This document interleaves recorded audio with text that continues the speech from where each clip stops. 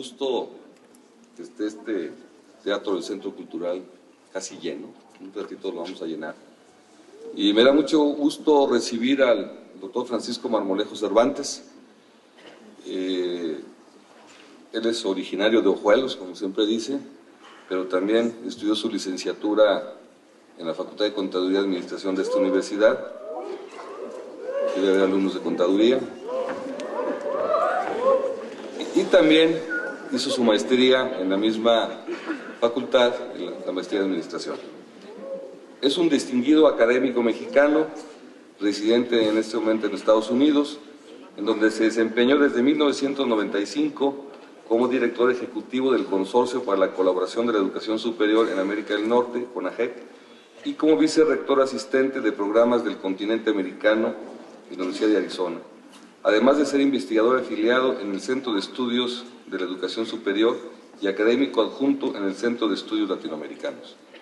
Ha sido vicerrector académico y vicerrector de Administración y Finanzas en la Universidad de las Américas de México.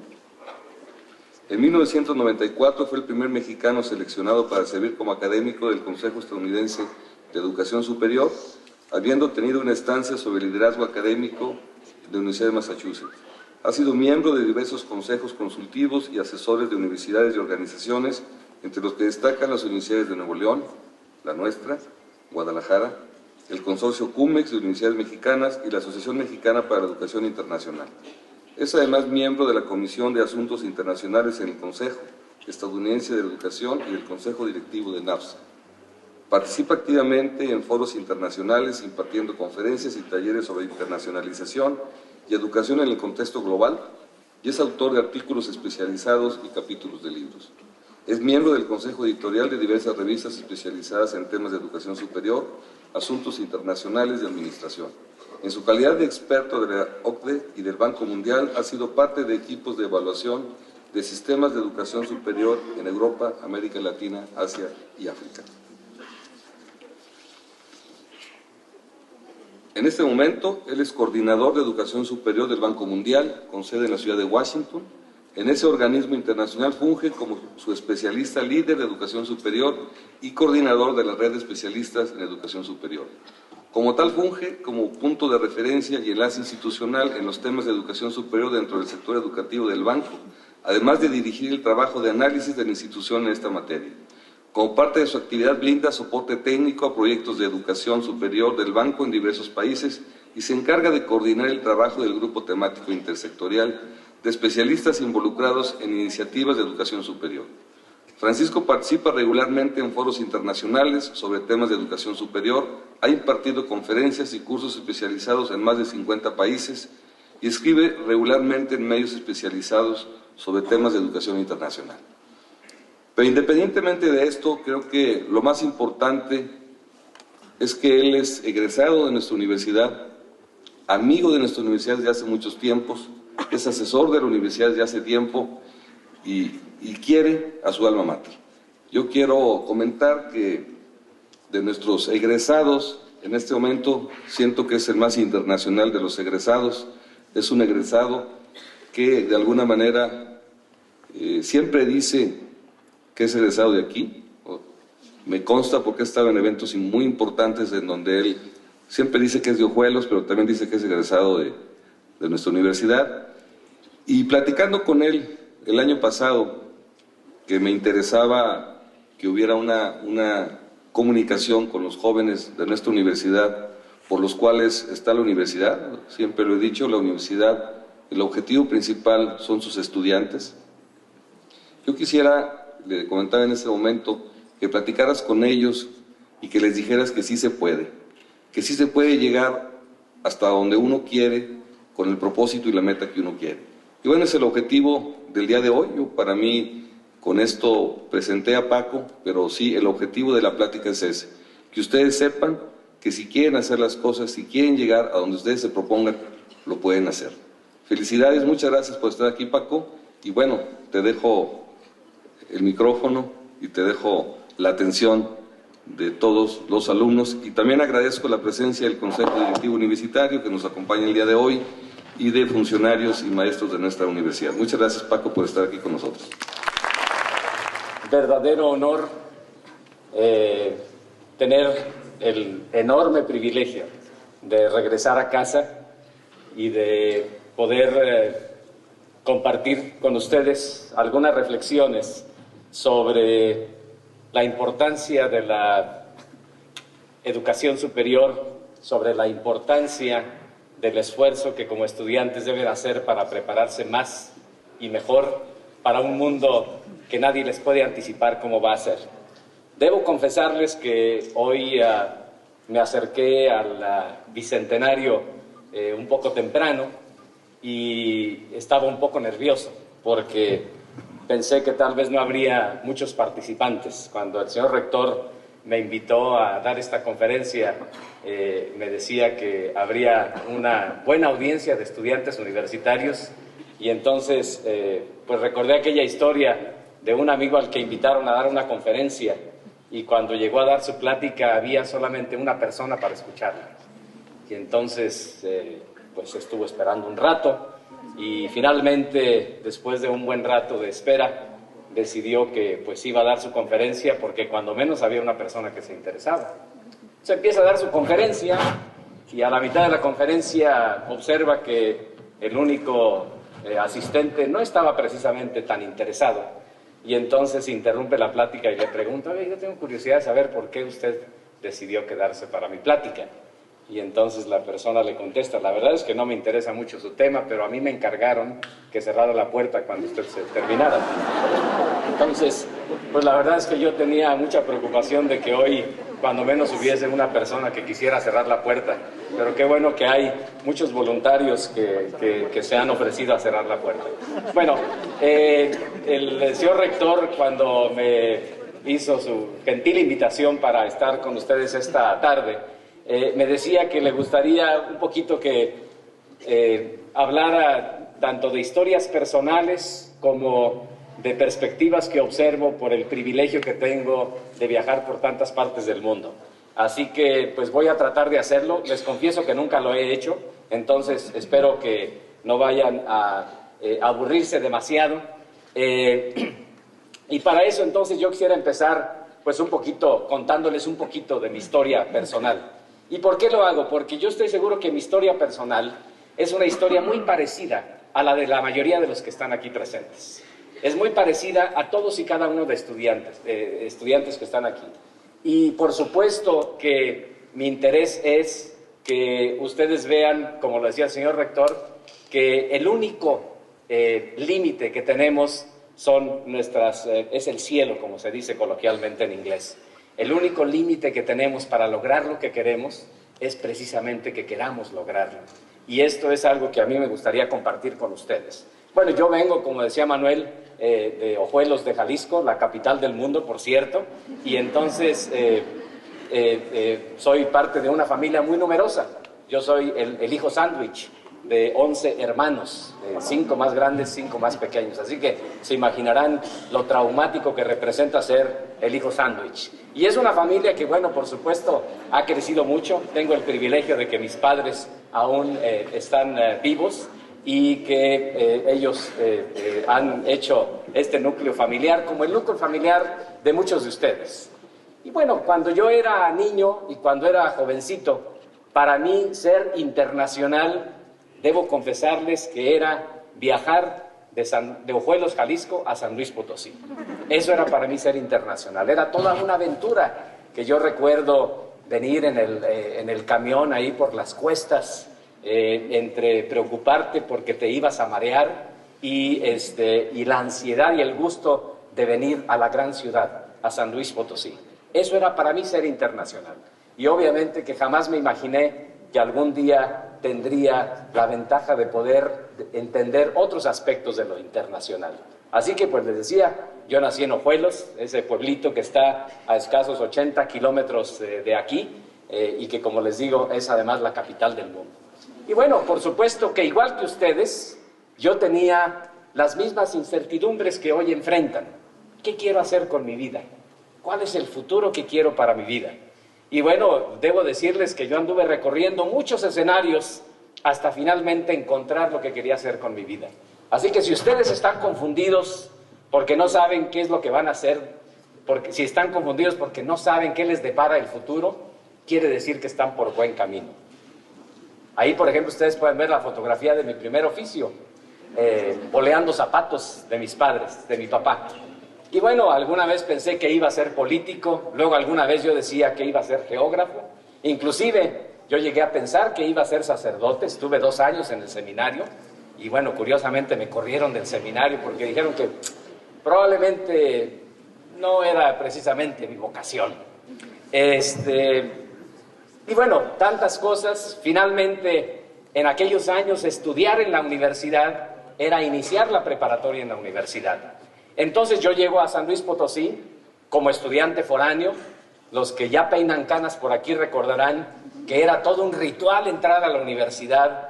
Yo recuerdo el examen de admisión, donde estaba uno más preocupado, no por sacar una buena nota en el examen, sino más bien porque afuera lo iban a estar esperando los estudiantes de segundo año que lo iban a rapar a uno. Entonces, yo recuerdo que cuando estaba haciendo el examen de admisión en la Prepa 1, que tenía unas pequeñas ventanitas en la parte de arriba, mientras estábamos contestando el examen, lo único que veíamos eran unas tijeras. Y entonces, por supuesto que ustedes salían, y al salir hasta le presentaban a uno el menú. Entonces ya le decían, ¿cómo quieres el corte? A la Miguel Hidalgo, el corte día y noche, ese era muy popular. El día y noche era exactamente la mitad rapado y la otra mitad con pelo. En fin, era parte precisamente del ritual que afortunadamente ya terminó, porque la verdad es que uno entonces sufría mucho por eso. Pero pues yo era un estudiante como ustedes lo son ahora. Ahí está mi boleta de calificaciones de la preparatoria que por ahí encontré. Esta es una fotografía que un amigo, Juan Manuel, compartió hace tiempo de los compañeros de la Prepa 3. Y como ustedes pueden ver, mis calificaciones no eran precisamente espectaculares. Uno que otro 10, un 9cito por ahí, pero también ahí se deslizaba subrepticiamente un 7cito, ¿no? Yo debo decirles que como buen estudiante tenía mis fortalezas y también tenía mis debilidades. Yo recuerdo en una clase de arte que el trabajo era precisamente hacer un bodegón, una pintura de un bodegón. Y los temas gráficos y de pinturas no se crean que eran precisamente lo mejor para mí. Ustedes pueden ver aquí esta bodegón que afortunadamente se conservó por varios años en mi casa, en la casa de mis padres. Y en ese bodegón ustedes pueden ver pues que en general está muy bonito. Y debo decirles que ahí me ayudaron, que no vaya a escuchar el profesor de arte. Me ayudaron y me ayudó mi mamá. Pero yo tenía que contribuir con algo. Y ustedes pueden observar que con lo que yo contribuí pintando fueron las orejas del jarro, que por supuesto es lo más feo de todo el cuadro, ¿no? Entonces, pero en fin, qué bueno que el profesor no se dio cuenta y logré pasar la materia, si no probablemente todavía estaría repitiéndola ahora. Pero como les digo, yo era un estudiante como ustedes lo son. Simplemente los tiempos cambiaron y seguramente cuando ustedes sean mayores van a recordar esas fotografías y sus hijos y sus nietos se van a reír cuando vean esas fotografías de ustedes. Luego, cuando estaba estudiando, se me ocurrió que dentro de las tantas cosas que quería hacer, probablemente el radio era una buena opción. Así que me acerqué a Radio Universidad, que coloquialmente decíamos era Radio Perversidad, y en Radio Universidad propusimos la idea de crear un programa de radio de los estudiantes, y nos aceptaron la propuesta. Y en aquellos años Radio Universidad estaba en el edificio central de la universidad, incluso la discoteca estaba en lo que ahora es la rectoría, ahí estaban los discos de Radio Universidad. Así que tuvimos nuestro programa de radio y me interesaba mucho tratar de aprender más cosas constantemente. Luego tuve mi primera entrevista en los periódicos, fue en 1976 y curiosamente ya desde entonces yo empezaba a hablar de los temas de la universidad. Y esa fotografía ustedes pueden ver ahí a Francisco Marmolejo con más pelo y menos kilos, pero bueno, ese era Francisco Marmolejo. Y mientras era estudiante yo tenía que trabajar, por supuesto, con una familia numerosa de mis padres, pues todos teníamos que contribuir de alguna manera y conseguí una chambita en la universidad. Y mi trabajo era estar escribiendo noticias periodísticas, yo era un reportero de la universidad. Y ya desde entonces tuve el gran gusto de disfrutar y conocer lo bonito y lo diverso que es un ambiente universitario. tuve el gusto de conocer a muchos directores de escuela de aquellos años, profesores que compartían sus noticias y que las convertíamos en boletines periodísticos que después iban a los medios de comunicación. Incluso se publicó una primera revista universitaria que se llamaba Imagen Universitaria. Y miren qué curioso, por ahí encontré esta donde se hablaba de que la universidad ya desde entonces tenía deseos e intereses de internacionalizarse. Y bueno, termina mi carrera y la pregunta es, ¿ahora qué? ¿Qué voy a hacer? ¿Dónde voy a trabajar? ¿Qué aprendí? ¿De veras sé hacer algo? ¿O no sé hacer nada? ¿O aprendí tantas cosas que no estoy seguro que las haya aprendido? Ahí pueden ver que ahí estoy yo en la orillita de la generación. Por aquí ahorita tuve el gusto de saludar a un compañero de la carrera, Pedro Valero, que está aquí presente, que también seguramente se encontrará por ahí. También hace algunos kilos que por ahí puede ser que se vea. Y bueno, un primer trabajo que conseguí fue en la Escuela de Agronomía de la universidad. Y mi trabajo era vender jitomates. ¿Dónde están los de agronomía por aquí? Cuando yo estaba en agronomía trabajando, no sé si eso ha cambiado, pero cuando yo estaba trabajando en agronomía teníamos una expresión que decía: es más fácil civilizar a un agrónomo que agronomizar a un civil. No sé si todavía sea cierto eso.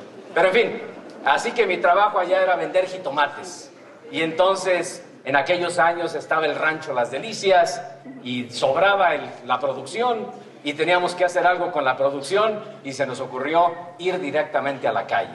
Y tuvimos una gran cantidad de centros de venta en toda la comunidad en donde andábamos literalmente vendiendo jitomates. También tuve el gusto de compartir con amigos entrañables, algunos de los que he saludado hoy por la mañana, experiencias muy bonitas en aquellos años como administrador y como académico, profesor de la Escuela de Agronomía de la Universidad Autónoma de San Luis Potosí. Luego después se me ocurrió estudiar la maestría y entonces entro a la maestría en administración. Aquí iba el maestro Cermeño, que fue uno de mis maestros. Era bueno para los chistes el maestro Cermeño, además nos enseñaba, creo que no ha cambiado eso, ¿verdad? Y además nos enseñaba el lenguaje de programación tan importante para entender cómo funcionaban esos extraños aparatos que eran las computadoras. Y en la maestría, además, entre otras cosas, debo decirles, en mi telenovela personal, que ahí conocí a la dueña de mis quincenas del día de hoy, a mi esposa Olivia, que fue mi compañera entrañable de aquellos años. Y bueno, no se crean que todo ha sido muy bonito. En aquellos años hubo momentos turbulentos en la universidad, hubo cambios muy duros en la universidad, un rector incluso tuvo que abandonar su cargo y hubo momentos complicados y yo tuve que irme de aquí, de San Luis Potosí. Incluso me fui muy desalentado, me fui con un sentido de fracaso porque en el contexto del movimiento político de aquellos momentos, de repente resultaba que uno era visto como gente que inclusive andaba haciendo actividades ilícitas y actividades inadecuadas en la universidad. Así que decidirme a estudiar el doctorado a la capital, y yo recuerdo cuando llegué al DF que yo decía, qué ciudad tan insensible. Cuando yo veía a la gente que se subía al metro y se quedaba dormida y 10 estaciones después despertaban automáticamente y salían. Y bueno, por supuesto que a la semana yo hacía exactamente lo mismo. Y para mantenerme pues tenía que trabajar, entonces empecé a dar clases en todas partes y era literalmente un profe ruletero. Y luego me fui a vivir a una casa de asistencia donde habíamos otras 20 y tantas personas, donde más bien parecía una casa de resistencia. Cuando estaba estudiando ahí en el doctorado, luego nos aceptaron un programa, un estudio que habíamos hecho aquí en la maestría, y nos aceptaron ese trabajo para ir a Europa. Entonces empezamos a hacer cooperacha. Yo recuerdo que mis padres y mis hermanos me ayudaron y logramos irnos 3 compañeros a Europa. Una de ellas era quien es ahora mi esposa, Olivia, precisamente. Ahí debo decirles que me enamoré de ella. Y bueno, un año después nos casamos. Y mientras yo seguía estudiando el doctorado, un día, y todo esto se los cuento porque la vida no es más que eso precisamente. La vida no es más que ir, diríamos, la suerte no es más que tratar de capitalizar las circunstancias que se presentan en el momento. Y un día, una exalumna que yo había tenido en la universidad, en la UNAM, que estaba haciendo su servicio en la bolsa de trabajo, me llama por teléfono y me dice, oiga maestro, fíjese que acaban de hablar de una universidad y están buscando una persona para que sea el coordinador de su maestría. Y a mí se me hace que usted podría ser. ¿Por qué no les hablo? Bueno, les llamé, eso fue en la Universidad de las Américas, y resulta que me dieron el trabajo en la Universidad de las Américas. Empecé a trabajar ahí y 11 meses después, la entonces rectora de la universidad me dice: oiga, Francisco, fíjese que el puesto de vicerrector académico de la universidad está vacante y a mí me gustaría que usted lo tomara. Yo decía: oiga, pues yo tengo 27 años, 28 años, hay personas mucho más experimentadas. Dice: no, hágale la lucha a usted. Bueno, y entonces ahí empecé precisamente mi actividad en la gestión académica universitaria. Y un día me manda ella a Guadalajara a un evento en donde una de las personas que estaba en el evento no hablaba bien español. Yo no hablaba bien inglés entonces. Y entonces ella iba a dar un discurso en este evento y me dice: yo voy a tratar de decir cosas en español y quisiera que me corrigieras esto. Y esto lo hace mientras íbamos en el autobús al evento. Y después de eso nos hicimos grandes amigos y estando ahí me dice: fíjate que yo manejo un programa en los Estados Unidos que atrae a académicos para que un año sean académicos del Consejo Estadounidense de la Educación Superior. Y a mí me parece que tú tienes el perfil. ¿Por qué no solicitas? Y así es como tuve la fortuna de ser el primer mexicano que se convirtió en Fellow del Consejo de la Educación Superior. Y eso implicó que me tenía que mudar a los Estados Unidos. Y debo decirles que cuando llegué a Estados Unidos yo casi no hablaba español, inglés, perdón. Yo confundía, por ejemplo, lo que era la sopa de un jabón. Yo recuerdo que un día llegué a un restaurante y pedí de comer jabón. Y entonces se me quedaba viendo la mesera diciendo: ¿jabón? ¿Eso quiere comer? Qué extraño. Entonces finalmente alguien ya me explicó que probablemente lo que quería era sopa. Y bueno, la primera vez que fui a Estados Unidos, al subirme al avión, les confieso que hasta diarrea tuve, porque estaba yo tan asustado porque no sabía cómo iba a poder yo interactuar en un lugar tan extraño. Pero pronto me di cuenta, y estoy seguro que los que se atrevan a hacerlo como parte de su formación y que busquen la formación internacional, pronto me di cuenta que tampoco era tan diferente. Que incluso este ingenio de lo mexicano y de lo ojuelense y lo potosino se puede capitalizar muy bien para lograr sobrevivir en contextos diferentes. Y eso es lo que justo ha sido un motor significativo de tantas cosas en las que yo he estado involucrado. Llego al programa de Fellows a la Universidad de Massachusetts en Amherst, estoy un año allá, y a la mitad del año hay una enorme crisis financiera en México, una enorme devaluación. Y además de todo, ¿qué creen que pasó? Pues que perdí mi trabajo en México. Mientras yo estaba allá estudiando, se acabó el trabajo acá porque hubo cambio de rector, y entonces yo me quedé desempleado mientras estaba allá. Y a mí me daba risa, pues yo decía: parezco candil de la calle y oscuridad de mi casa. Acá de becario del American Council on Education, y resulta pues que no tenemos para pagar las deudas de la casa. Y entonces fueron momentos también difíciles, y nuevamente se los digo esto porque no se crean que las historias de vida son siempre historias de rosa. Siempre hay cositas por ahí de las cuales tenemos que aprender y capitalizar. Yo recuerdo que con el gran apoyo de mi esposa dijimos: vamos a salir adelante. Y bueno, resulta que un mes antes de regresarnos a México, me llaman de la Universidad de Arizona, me dicen: tenemos un proyectito por aquí con financiamiento de 6 meses para una iniciativa que tenga que ver con la cooperación con universidades mexicanas. Y creemos que tú nos puedes ayudar. Pues por supuesto que inmediatamente, ¿no? Nos fuimos a Arizona y eso sucedió en la Universidad de Arizona, en donde originalmente íbamos por 6 meses y nos quedamos por 19 años.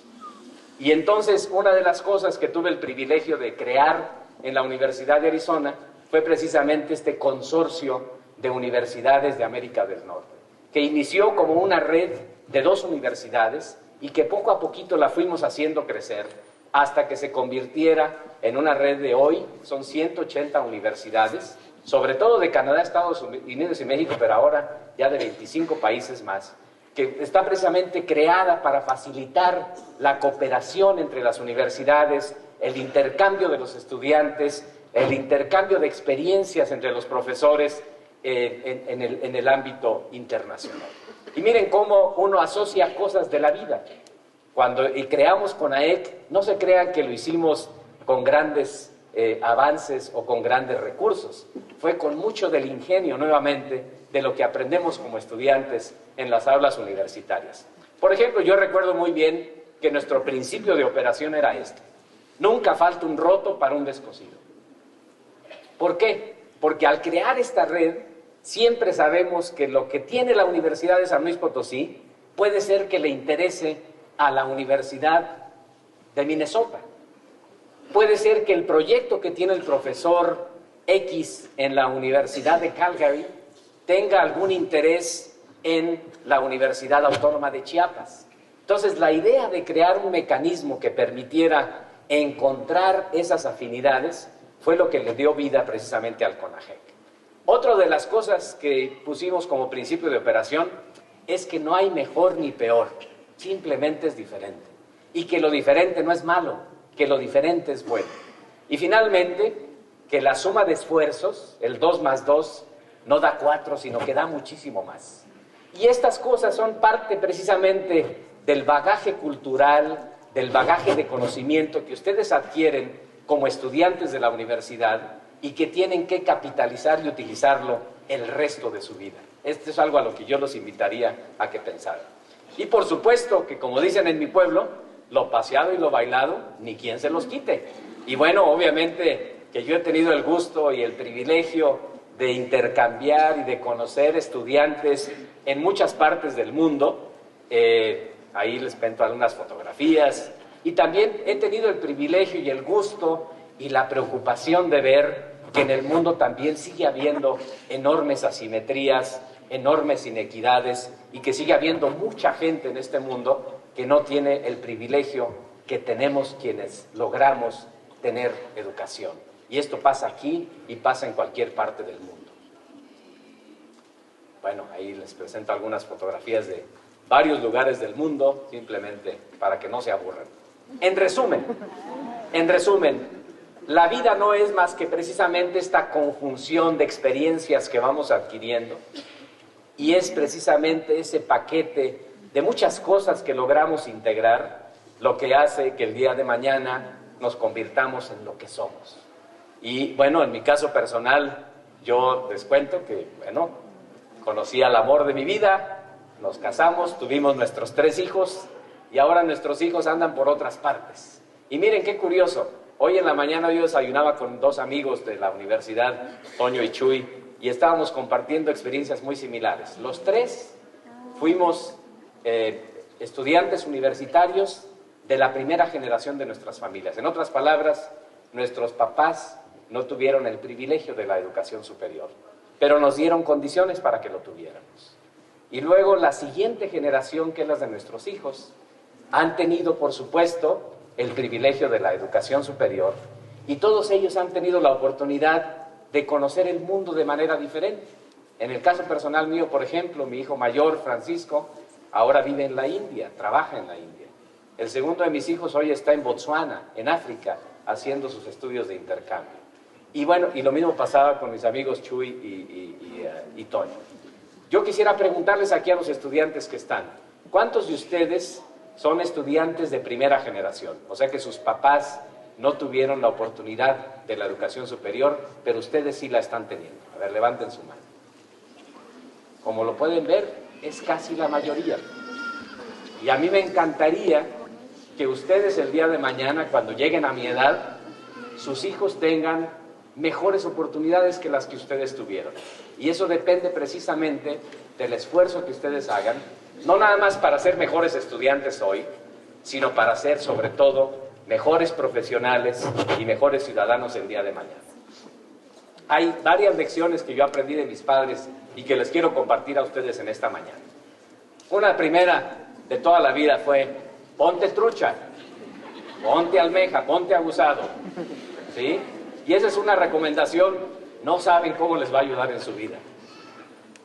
En mi pueblo hay una señora que se llama Doña Elvira, y hay una expresión que se dice mucho en el pueblo que dice: a fregarle, dijo Elvira. O sea, a ponerse las pilas y a trabajar. Tampoco esperen que el mundo les va a resolver las cosas.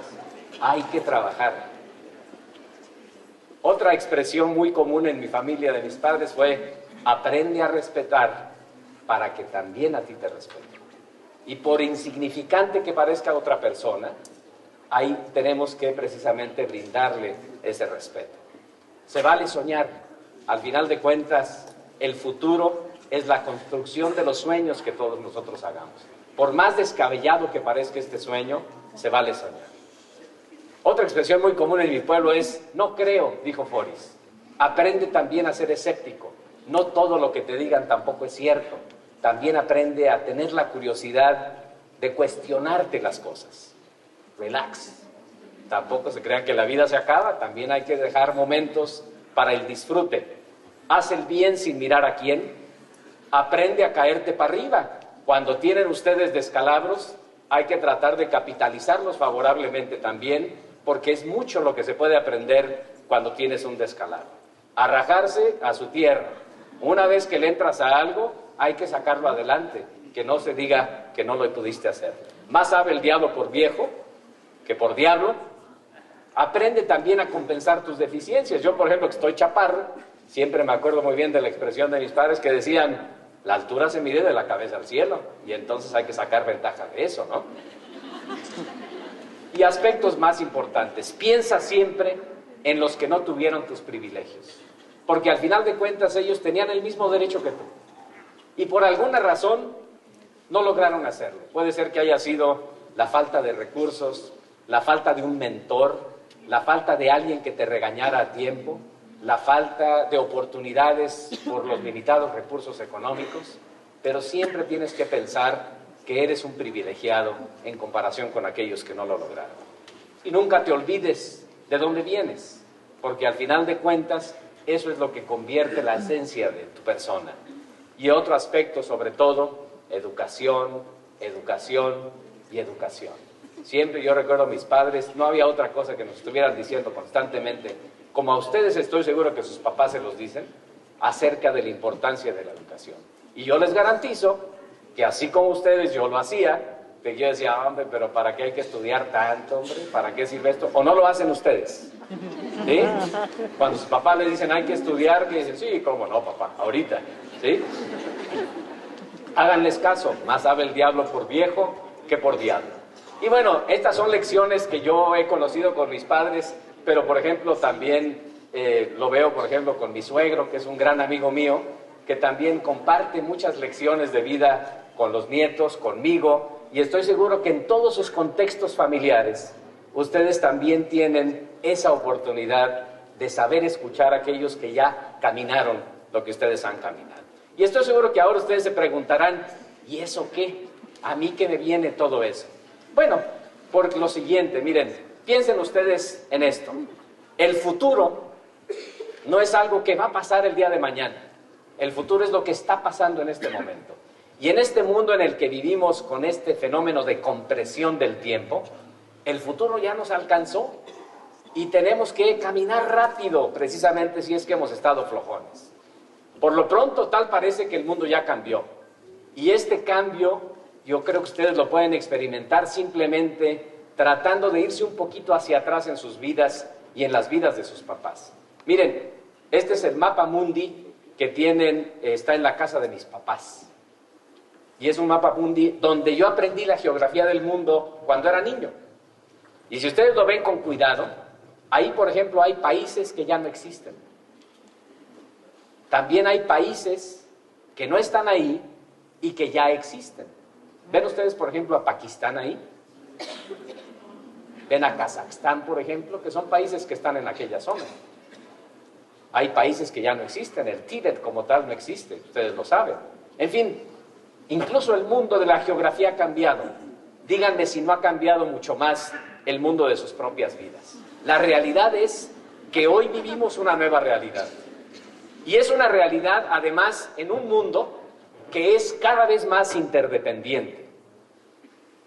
En un mundo que es cada vez más intercomunicado, interconectado. Y por lo tanto es una nueva realidad que tenemos que aprender a ver con nuevos lentes. Y bueno, ustedes me podrán decir, como decía Albert Einstein, bueno, pero ¿para qué se apura tanto del futuro? Si al final de cuentas, tarde o temprano se va a presentar. Miren, cuando yo era jovencito, había una revista de un gran rigor científico que se llama Selecciones del Reader's Digest. Y en esa revista había una sección que a mí me gustaba mucho, que se llamaba Citas Citables. Y ahí en la sección de citas citables, un día encontré esta cita que siempre se me quedó muy grabada, que decía: cuando pienso en el futuro, me asusta el presente. Porque cuando pienso en el futuro y simplemente lo dejo ahí, y no estoy haciendo nada para construir ese futuro, la verdad es que debo asustarme. El futuro no es más que lo que yo construya para ese escenario incierto que se presentará en los próximos años. Y lo que ustedes están haciendo como estudiantes universitarios es precisamente construir su futuro. Con lo que están haciendo y lo que están dejando de hacer, es con lo que están construyendo su futuro. Y para hablar del futuro, necesariamente tienen ustedes que fijar un horizonte. Pónganse a pensar, por ejemplo, el 2025. ¿Cuántos años van a tener ustedes en el 2025? Más o menos. Échenle cálculos. Van a estar ustedes en la plenitud de la edad productiva de sus vidas. Y bueno, tienen uno que irse hacia atrás tantito para tratar de entender qué es lo que yo hice antes para estar donde yo estoy el día de ahora. Y bueno, en el caso mío, por ejemplo, pues yo me remonto a cuando tenía 15 años, 1976, ¿se acuerdan de la fotografía que compartí con ustedes? Y bueno, pues ahora estoy aquí y luego trato de pensar cómo voy a estar en el futuro. Bueno, es difícil pensar cuál va a ser el 2025 para mí, pero el otro día encontré una aplicación en el iPhone que lo que hace es que calcula cómo va a estar en el futuro. Entonces, el cálculo que dio para mí fue para el 2040, que sabe si andaré vivo, pero bueno, y ahí estoy yo en el 2040. Bueno, hay que atreverse a pensar al revés, y eso es a lo que yo los invito. A ver, ¿quién les dijo que el norte está en el norte y el sur está en el sur? Pues todo depende desde dónde estemos viendo el mundo, ¿están de acuerdo? Lo aprendemos mentalmente con la idea que el norte está arriba y el sur está abajo. Pero ustedes, por ejemplo, van a Chile, pues ahí seguramente van a pensar un poquito al revés, ¿no? Si el mundo lo vemos al revés, por supuesto que hay muchas maneras de ver el mundo. Y eso es en lo que yo los invito a que atrévanse a pensar fuera de lo convencional. Atrévanse a pensar al revés. ¿Dónde está el centro del mundo? ¿Qué se imaginan? Yo, por ejemplo, creo que el centro del mundo está en Ojuelos. Bueno, para ser condescendiente con ustedes, hoy vamos a decir que el centro del mundo está en San Luis Potosí, ¿verdad? Pero bueno, todo es relativo, porque imagínense, si lo vemos en el contexto de la galaxia, pues el centro del mundo está ahí, ¿no? Acuérdense, por ahí decía un pensador que los seres humanos no somos más que ¿cómo decía? Un microbio en un grano de polvo del universo. Y bueno, hablar de futuro también implica, por supuesto, que hacer diferentes escenarios, ¿no? Yo no sé si esa tortuga, por ejemplo, fumó algo, ¿no? Pero bueno, esa es otra historia. Piensen ustedes, por ejemplo, en el factor demográfico. El mundo ha crecido muchísimo en este tramo de vida que nos ha tocado vivir. Miren cómo era el mundo en 1800. Miren cómo ha crecido tanto la población en el mundo. Fíjense nada más, hemos vivido, los adultos, de aquí ustedes son jovencitos, pero los adultos nos ha tocado vivir el periodo de crecimiento poblacional más dramático en la historia de la humanidad. Y también, desafortunadamente, ha sido el periodo de crecimiento poblacional más desigual en la historia de la humanidad. Para los próximos años, de aquí al 2050, la población del mundo desarrollado se va a hacer más pequeñita, mientras que el mundo va a crecer en donde hay menos recursos, en los países en desarrollo. Hoy en día, imagínense ustedes que las ventas de pañales para ancianos son mayores que las ventas de pañales para niños en Italia. Hoy en día, en países como Japón, están teniendo que cerrar universidades simple y sencillamente porque ya no hay alumnos para las universidades.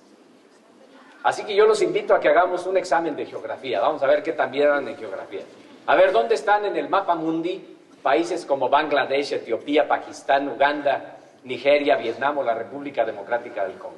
¿Dónde están? ¿Sí sabemos? Ahí les va. Ahí está el mapa. ¿Dónde están? Bueno, más o menos nos imaginamos, ¿verdad? Ya sabemos que Bangladesh, pues sí, creo que andan allá por la India y Etiopía, pues sí, están en África, pero exactamente dónde están no lo sé. ¿Por qué les pregunto de estos países?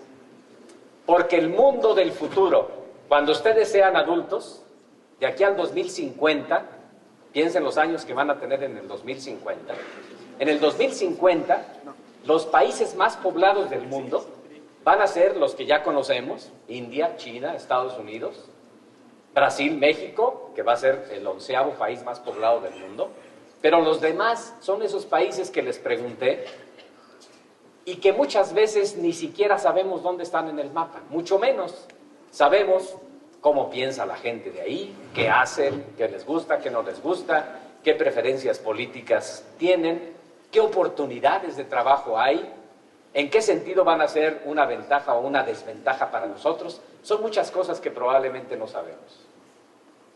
Así que tenemos que prepararnos para ese mundo tan diferente en el que vamos a vivir y en el que van a vivir ustedes.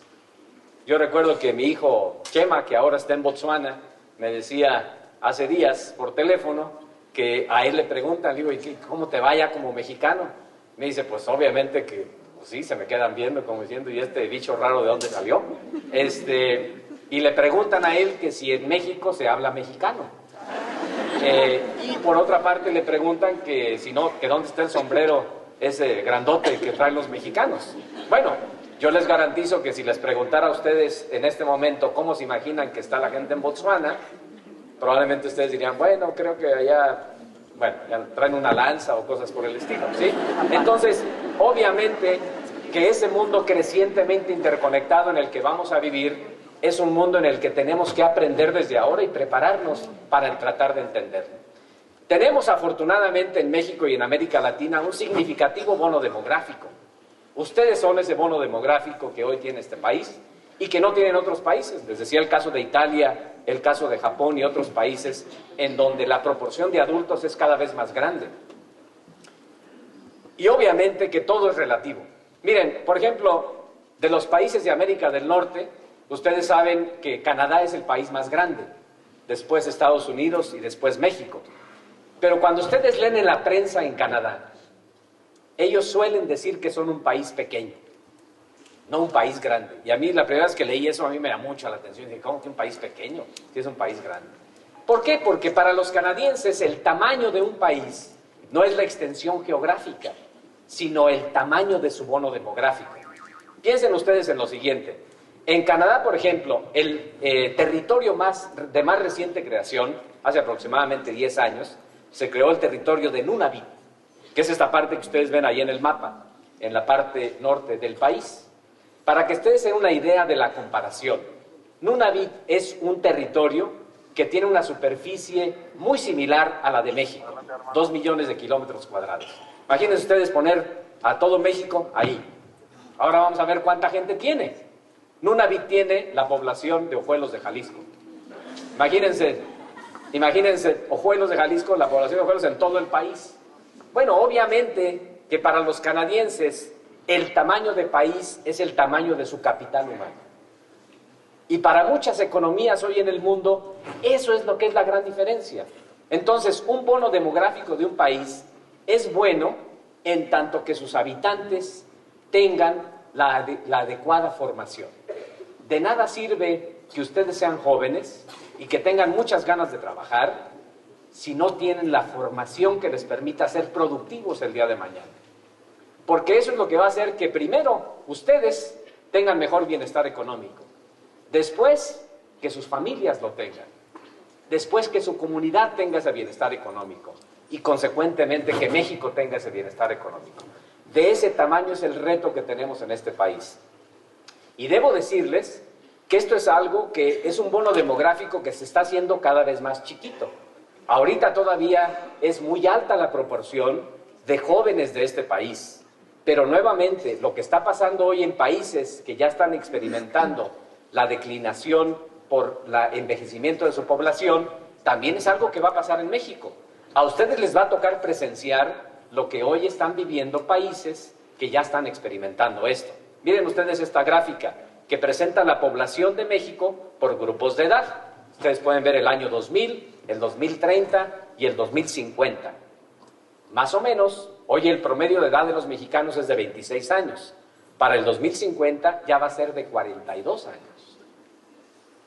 De tal suerte que la pirámide poblacional de este país se va a ir haciendo cada vez más gorda en la de la población adulta. En otras palabras, cuando ustedes sean viejitos, va a haber muy pocos jóvenes que trabajen por ustedes. Y si ustedes no logran generar como generación las condiciones de bienestar económico que les permita que alguien pague su pensión, pues no va a haber quien pague esa pensión. Así que la ventana de oportunidad que hay en este país, les guste o no, es la capacidad que ustedes como generación tengan de convertirse precisamente en estos motores de desarrollo económico y de desarrollo social para ese país. De este tamaño es el reto y la oportunidad que ustedes como jóvenes tienen. Así que estas fotos que ustedes ven ahí, medio de ciencia ficción, no se crean que son fotografías de una película de ciencia ficción, son fotografías de la realidad. Y la pregunta es, ¿cuál es el impacto que esto va a tener en el futuro? Esa es una fotografía de una piscina pública en Shanghái. Échenle una tanteadita al asunto. ¿Hay algún lugar por ahí disponible? Bueno, el otro elemento del mundo en el que ustedes van a vivir es el factor ecológico. Y lamentablemente le hemos hecho un flaco favor a este planeta con unas conductas verdaderamente irresponsables como humanidad. Miren, esta gráfica es una gráfica muy interesante. Hubo un libro por ahí en los 70s que se llamó Los límites del crecimiento. Y en este libro, que fue visto como muy fatalista en aquellos años, se predecía que más o menos para el año 2030 habría una gran crisis ecológica en el mundo. Porque ellos analizaban una serie de factores: disponibilidad de alimentos, servicios, la producción industrial, la contaminación, el tamaño de la población, y ellos decían que más o menos para el 2030 habría una crisis. Bueno, fueron catalogados como muy exagerados, pero ustedes pueden ver en esta gráfica el pedacito este que está en color diferente. Hace poquitos años un grupo de especialistas dijo, bueno, vamos a ver qué fue lo que pasó, no lo que dijeron que iba a pasar en el 70, sino lo que realmente pasó. Y ustedes pueden ver ahí en esta gráfica lo que realmente pasó. Y lo que realmente pasó fue muy cercano a lo que predijeron que iba a pasar. Y la verdad es que a mí no me gustaría que para el año 2030 siguiera pasando lo que se predice que va a pasar. Y eso implica conductas más responsables de todos nosotros como ciudadanos, y eso nuevamente es parte del sentido de responsabilidad de ustedes como profesionistas. Piensen que solamente en 50 años, que es el tramo de vida que a mí me ha tocado vivir, la población del mundo se duplicó, el consumo de productos de mar se multiplicó 4 veces, el de agua creció 3 veces, el consumo de energía también se multiplicó 4 veces, imagínense nada más, y con enormes disparidades, mientras que países como Estados Unidos, el promedio de consumo de agua es de 400 litros, en países en desarrollo es de solamente 10 litros. Y hay lugares, ustedes lo saben, en donde una persona tiene que literalmente caminar 10 kilómetros o 15 kilómetros al día para poder acarrear agua que le permita satisfacer sus necesidades básicas, mientras en otros lugares literalmente la estamos desperdiciando y tirando. Y esto es un sentido de responsabilidad que todos los ciudadanos tenemos que tener, pero que sobre todo las personas con educación tienen que ejercer y que tienen que compartir con los demás. Así que los estoy cargando de muchas responsabilidades, pero lamentablemente ese es el precio de la fama, ese es el precio de que ustedes sean futuros profesionistas. El mundo, por supuesto, que también se nos presenta como muy bonito, un mundo nuevo, con mucha globalización, ven ahí ese edificio de Dubái, etcétera, etcétera. En una nueva economía que sabemos que va a ser cada vez más global, que va a ser cada vez más competitiva, que cada vez más va a estar basada en la tecnología, que va a estar cambiando constantemente y sobre todo una economía que cada vez más se basa en el conocimiento. Una economía que cada vez más hace la diferenciación ya no en función del dominio de los recursos naturales como lo aprendimos cuando éramos estudiantes de hablar de los factores de la producción, sino cada vez más una economía que se basa en el conocimiento, en la educación. Pero lamentablemente ese mundo tan bonito que se nos presenta también tiene desigualdades muy persistentes. Hay muchas personas que tristemente no están teniendo los privilegios de los que todos gozamos. Y la desigualdad no nada más pasa por allá muy lejos, en países que nos podamos imaginar, incluso también cerca. Hay 1.300 millones de personas en el mundo que viven con menos de 10 pesos al día. Y en América Latina, ustedes lo saben, hay 300 millones de niños pobres. Hay 60 millones de mexicanos pobres y 20 millones de mexicanos, el 20% de la población, extremadamente pobre. Incluso en sociedades desarrolladas como los Estados Unidos, hay 38 millones de personas pobres. Así que el mundo también, en este modelo económico, algo no ha funcionado del todo bien. Es un mundo que, les digo, está cambiando. Curiosamente, aunque no lo crean, el número de personas que viven en condición de extrema pobreza se ha hecho un poquito más pequeño, se ha reducido. Pero todavía estamos hablando de más de 1.000 millones de personas en el mundo que siguen siendo pobres, sobre todo en países de ingresos medios. Los más significativos son los casos de India, China, Nigeria, etcétera, que curiosamente son los países que ustedes recordarán van a ser los países más poblados para el año 2050. Y también ha habido un proceso de generación de oportunidades de más personas que consideran la educación y la educación superior como una oportunidad. Así que tienen ustedes también que reconocer que hay realidades distintas y que esas realidades distintas las tenemos que reconocer como parte del mundo en el que ustedes van a vivir y van a trabajar. Y son realidades que no podemos tapar con un mantel, más bien las tenemos que sacar hacia afuera porque son realidades lacerantes. Estas son, como ustedes pueden ver ahí, realidades distantes y no tan distantes, porque lo que ustedes pueden ver ahí es que solamente separa a una parte de la población de la otra con un muro. Es lo único que separa la realidad distante entre los que tienen y los que no tienen. Y estas disparidades lo ven ustedes, por ejemplo, en términos del ingreso per cápita, en donde el ingreso per cápita anual en países como Malawi es equivalente a 3 días de ingreso per cápita en países como Noruega. Y esas disparidades son lacerantes, son preocupantes y algo se tiene que hacer. Y en el mundo crecientemente interconectado en el que yo les decía que vivimos, bueno, como decía Dominique Moissy, el problema no es si hay pobres o ricos, el problema es que ahora cada vez más los pobres saben cómo viven los ricos y los ricos saben cómo viven los pobres, y a nadie le gusta ver eso precisamente. En el caso mexicano, como ustedes pueden ver en esta gráfica, pues obviamente que sigue habiendo y hay significativos problemas de desigualdad. Y el factor de corrección más significativo en cualquier país de la desigualdad es precisamente la educación. Porque la educación es el principal factor de movilidad económica y el principal factor de movilidad social que un país puede tener. Así que la pregunta para el futuro para ustedes es si es posible erradicar la pobreza extrema en el mundo, en un mundo que sea más sustentable y en un mundo en donde se pueda propiciar un mejor reparto de la prosperidad. Y la pregunta es, ¿qué puedo hacer yo? ¿Cómo puedo prepararme para ese mundo que Francisco Marmolejo nos está presentando, no precisamente tan bonito, no precisamente tan optimista? Miren, en el tema de educación, déjenme decirles, más personas que nunca, afortunadamente, hoy en día tienen acceso a la educación superior. Eso es muy bueno, pero el crecimiento ha sido un poquillo disparejón. Miren, hace poquito, no sé si recuerden el caso de Sudáfrica. En Sudáfrica hubo un evento muy lamentable. Había limitados espacios en la Universidad de Johannesburgo. Muchos estudiantes que querían entrar a esa universidad.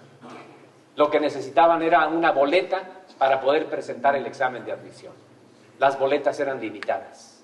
Los muchachos llegaron con sus padres, esperaron días para poder tener un lugar para que les dieran la boleta para el examen de admisión.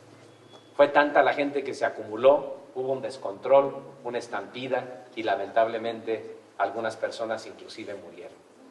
Simplemente por el sueño o el deseo de tener la oportunidad de una mejor vida a través de la educación.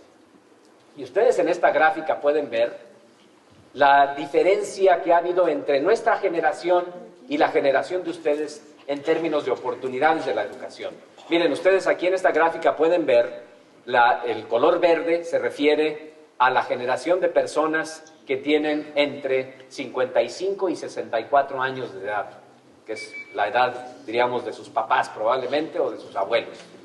Y en la flechita está el dato de las personas que tienen de 25 a 34 años de edad. Entonces ustedes pueden ver, por ejemplo, en el caso mexicano, ¿dónde está el caso mexicano? Que se ha pasado más o menos del 10% de la población de los que tienen 55 años de edad, que tienen estudios universitarios, y bueno, ha aumentado aún más o menos un 18% en el rango de edad de los 25 a los 34 años de edad. Pero vean, por ejemplo, el caso de países como Corea. Miren, Corea estaba igual que nosotros. Y cómo en este tramo generacional dieron este enorme brinco en el términos del acceso a la educación superior. En otras palabras, seguimos siendo muy poquitos los privilegiados. Ustedes y todos los que estamos aquí somos muy poquitos con respecto a tantos que hay afuera de aquí que no tuvieron el privilegio de ustedes. Así que tenemos un sentido de responsabilidad. No podemos simplemente decir que bueno, ya la hice, sino tenemos que pensar que bueno, ya la hice y qué puedo hacer para que en la siguiente ronda haya más que tengan estas posibilidades. Y el qué bueno, ya la hice también implica que el asiento que ustedes están ocupando es un asiento que hay muchos que quisieran ocupar y que por lo que ustedes gusten y manden no pudieron ocupar. Y consecuentemente el sentido de responsabilidad que ustedes tienen de ocupar bien ese asiento y de hacer el mejor de sus esfuerzos para que esa ocupación de ese asiento sea muy significativa. México ha tenido avances significativos, ustedes lo pueden ver ahí. El crecimiento en la cobertura de la educación superior en los últimos años ha sido muy alto. En 1950, el total de la matrícula de la educación superior en todo el país era aproximadamente 50,000 estudiantes. Más o menos, supongo que el doble del total de estudiantes que hoy tiene la Universidad de San Luis Potosí. Más o menos, no sé cuántos sí. Imagínense, 2 universidades de San Luis Potosí, era toda la matrícula de la educación superior en todo el país. Hoy estamos hablando ya de una matrícula muchísimo más grande de estudiantes en la educación superior en el país. Pero a la hora que ustedes, por ejemplo, ven el estrato socioeconómico de las personas, ustedes pueden ver aquí que una persona de estrato socioeconómico bajo, sus posibilidades de entrar a la educación superior en comparación con una persona de un sustrato económico alto. Así que sigue habiendo significativas disparidades. Para una persona de recursos económicos, ir a la universidad hoy es un día condición normal, incluso hasta le da flojera pensar en ello. Para un estudiante de un estrato socioeconómico bajo es la oportunidad de su vida, es la oportunidad de su vida para él o ella y para su familia.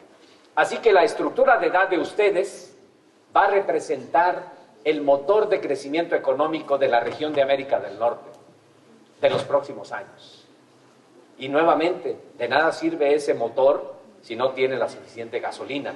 Y la gasolina es lo que ustedes están haciendo hoy en las aulas universitarias. Las desventajas son grandes. Miren ustedes, por ejemplo, esta gráfica que presenta las tríadas de familias de patentes que generan la invención y el conocimiento a nivel mundial. A nivel mundial, en comparación con casos como el de México. Más o menos aproximadamente estamos hablando de 47,000 tríadas de patentes a nivel mundial, y en México más o menos se producen 13 de esas 47,000.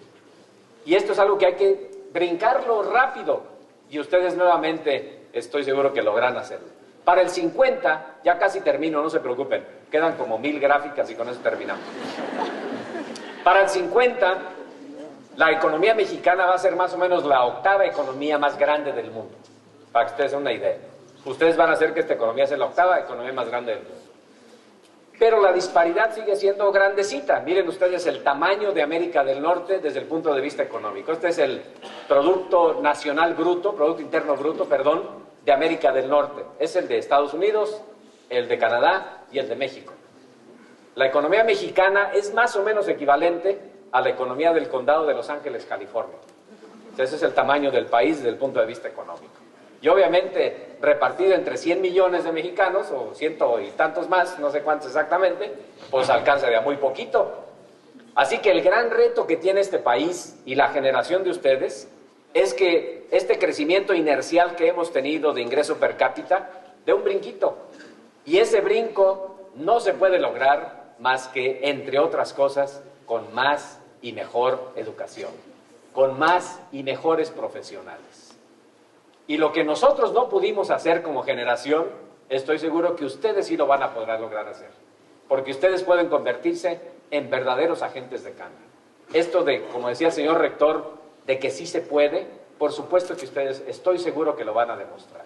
A mí me encantaría que en el caso personal mío hubiese, por ejemplo, mucho más gente que como ustedes y yo ha querido hacer otras cosas en la vida aquí y en otras partes del mundo. Yo les he dicho a estudiantes internacionales cuando llegaban a la Universidad de Arizona, les decía, lo primero que tiene que hacer usted es dejar allá afuera el costal de los traumas. El costal de decir, no, pues es que yo no puedo, pues es que yo vengo allá a México y fíjese que es que yo no hablo bien, no, es que me da pena, ni más, eso déjalo afuera. Y llega aquí adentro y se va a dar cuenta que usted puede más, o inclusive con mayor capacidad, porque tienen ese ingenio del ojuelense o del potosino que estoy seguro que van a traer con ustedes. El contexto tecnológico de ustedes es completamente diferente al que nosotros vivimos, pero también pensando en el futuro va a ser muy diferente. Miren cómo se tardaron 74 años para que 50 millones de hogares en el mundo tuvieran un teléfono. En el caso mío, por ejemplo, en Ojuelos, el teléfono, ¿cómo creen que era? A ver qué se imaginan ustedes. Desde que le daban así con el disquito, ¿sí? Pues no, era de darle cuerda y luego descolgaban el teléfono y les contestaba una telefonista y ya le decían, comuníqueme al teléfono 32, ¿no? Y entonces ella ahí con unos cablecitos hacía la conexión. En mi pueblo, por ejemplo, la telefonista era mi tía Consuelo. Y entonces mi tía Consuelo, entre otras cosas, no sé por qué, se sabía todos los chismes del pueblo. Seguramente estaba supervisando las conversaciones. Un día, recuerdo que mi papá me platicaba que un día la vio leyendo un diccionario en inglés y entonces que le dijo, oye Consuelo, a tu edad, qué interesante que estás queriendo aprender inglés. Y entonces mi tía Consuelo le decía, es que me frustra tanto cuando los paisanos que viven en el norte hablan por teléfono y hablan en inglés y no puedo enterarme de qué están hablando. No, ella estaba por supuesto pensando en continuar educándose por el resto de su vida, como ustedes se pueden imaginar. Pero bueno, así como tardó tantos años para que el teléfono tuviese mayor acceso a la población, el radio por supuesto que tardó un poquito de menos años. Por ejemplo, yo recuerdo, este es el radio de mi casa, yo recuerdo cuando yo era niño que mi papá escuchaba el radio, no había luz en Ojuelos todavía, entonces había unas enormes pilas, unas baterías Everready, me acuerdo, que era así como una cajota grandota, y todos los días a las 7 de la noche se ponía a escuchar el radio, las noticias de Carta Blanca, me acuerdo que era, ¿no? Y ahí estaba yo escuchando las noticias con él. Bueno, mi papá platicaba que mi abuelo tuvo el primer radio del pueblo y que entonces cuando invitaba a sus amigos a escuchar el radio los domingos, escuchaba una estación de radio de Piedras Negras, que los amigos se acercaban detrás del radio porque querían saber dónde estaba la magia, dónde estaba la maña, cómo le hacen para que una voz pueda estar ahí hablando de manera remota. Bueno, yo les puedo garantizar a ustedes que si queremos ver el futuro de la tecnología, tenemos que irnos un poquito hacia atrás y seguramente en el futuro sus hijos se van a reír cuando ustedes les platiquen de la tecnología del día de hoy. Miren, esta era la tecnología que nosotros teníamos. A ver, ¿cuántos de los que están aquí saben qué es una regla de cálculo? Exactamente, miren, ustedes lo pueden ver. Los únicos que saben qué es una regla de cálculo son los que ya están peinando canas. Todos los demás estudiantes que están aquí no tienen la más remota idea de lo que es la regla de cálculo. Bueno, una que otra persona joven por aquí. Curiosamente, les quiero decir a los que tuvieron regla de cálculo que esas eran nuestras calculadoras, que si la conservaron por ahí, hoy la pueden vender en eBay como en unos $400. Así que hicieron una buena inversión si la conservaron por ahí. Pero miren, esa era la tecnología que nosotros teníamos. Las tablas de logaritmos. ¿Cuántos estudiantes hoy usan las tablas de logaritmos? Ni saben lo que es, ¿verdad? Claro, hoy las calculadoras le resuelven ese problema, ¿verdad? Esas eran nuestras computadoras. Aquí el profesor Cermeño se acordará de las primeras computadoras Apple IIe que hubo aquí en San Luis Potosí, que vendía el maestro Paco Salazar Sáenz, me acuerdo. Yo tuve una de esas, luego me la robaron cuando fui a estudiar el doctorado en México, casi lloraba. Esos eran los primeros teléfonos celulares que habían. Las calculadoras, yo me acuerdo que en la escuela de contaduría, en la facultad de contaduría, el primer compañero que tuvo una calculadora era una Texas Instrument 15. Y es unas calculadoras que tronaban así cuando usted le presionaba. Y él era muy popular entre las chavas, traía la calculadora así como una pistola. Yo no sé por qué. Las conexiones al internet eran verdaderamente un suplicio. Había que conectar la línea, había que ser muy pacientes. Hoy en día, cuando una persona se tarda medio segundo en que se haga la conexión, se empieza a desesperar. Bueno, esa era la tecnología a la que nosotros tuvimos acceso. La tecnología que hoy existe va a ser motivo de risa para sus hijos y para sus nietos. Y obviamente la tecnología está cambiando hasta la manera como vivimos y como somos. Incluso la manera de comunicarse. Hoy en día dicen que todos nos comunicamos a través de un dispositivo electrónico. No sé cuántos de los que están aquí están usando tecnología. La tecnología también ha cambiado el tipo de habilidades que se requieren para el trabajo. Ustedes pueden observar ahí en esta gráfica de los Estados Unidos que las personas que hacen rutinas manuales y no manuales son profesiones que van en declive, mientras que cada vez más se necesita personas que hagan actividades que requieran pensamiento experto. Hoy en día incluso ya no sabemos ni cómo nos llamamos. Hace algunos años ni siquiera sabíamos que eso eran de las cuentas de correo electrónico. Esta es la gráfica que a mí más me gusta.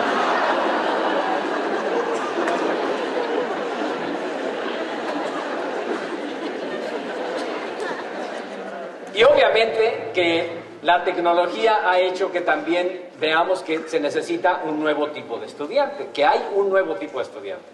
Miren, para el año que entra, todos los estudiantes en el mundo, todos los estudiantes en San Luis Potosí, los que entren a la universidad, van a ser nativos digitales. Ustedes fueron migrantes digitales. Les tocó casi, pero todavía siguen siendo migrantes digitales. Nosotros hemos sido observadores digitales. Entonces, estamos hablando de un nuevo tipo de estudiante. Ahí está mi papá en la tienda, en Ojuelos, con una de sus nietecitas. Y pónganse a pensar ustedes en lo siguiente.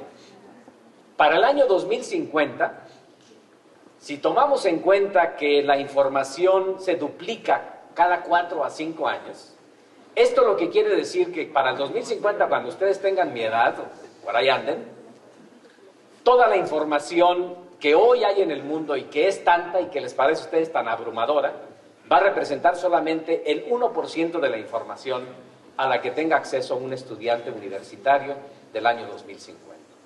Entonces, ya no se trata tanto de que hay que memorizar tantas cosas como aprendimos nosotros cuando éramos estudiantes.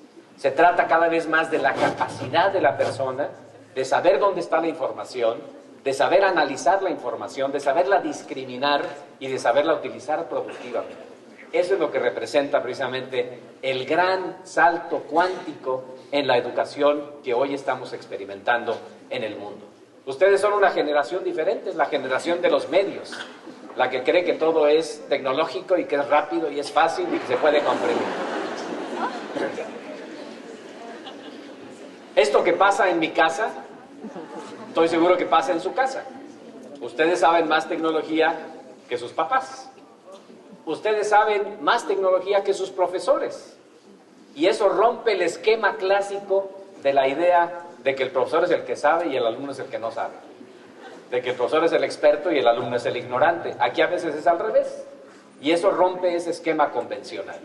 Y por eso hay estudios que claramente dicen que la mayoría de los jóvenes con justa razón se quejan de que los educadores usualmente no tenemos la capacidad de utilizar las tecnologías de la información para hacer que su aprendizaje sea más interesante.